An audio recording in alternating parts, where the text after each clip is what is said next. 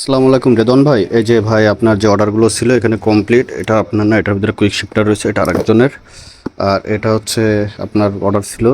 এখানে দেখায় এক সাইডের অরিজিনাল ব্যাটারি যেটা চাইছিলেন, এটা ইনঅ্যাক্টিভ আছে। এটা হচ্ছে যে পানি পানি ঢেলে অ্যাক্টিভ করতে হবে এটার ভিতরে।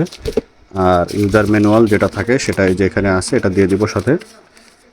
আর এখানে আছে হচ্ছে আপনার R15 ভার্সন 4 বা এম এর হ্যান্ডেল। আর হ্যান্ডেলের সাথে যেগুলো লাগে, এটা লেফট সাইডের হ্যান্ডেল আর এটা হচ্ছে রাইট সাইডের হ্যান্ডেল। রাইট সাইডেরটা এমন থাকে, এটা হচ্ছে রাইট সাইডের।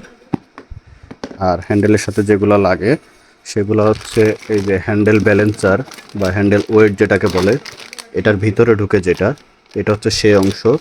এবং এই দুই পাশে লাগে।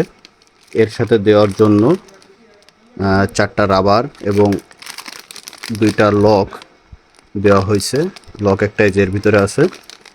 তো এই হচ্ছে এই সেটআপ, এবং এর সাথে লাগে হচ্ছে হ্যান্ডেলের গুটকা। তো আপনাকে যেমনটা বলেছিলাম আর আপনি আমাকে যেমনটা বলেছিলেন R3 গুটকা দিতে, এটা হচ্ছে R3 গুটকা। এটা হেভি ওয়েটফুল এবং এসএনএস স্টিল সম্ভবত। এটা R15 গাড়ির সঙ্গে যেটা দেয় ওটা 4-5টার ওজন, আর এটার একটার ওজন অলমোস্ট সেম হবে। তো এটা হচ্ছে R3 গুটকা, এক সেট দেওয়া হয়েছে। এটা প্যাকেট ইনটেক আছে, এটা খুলি নাই।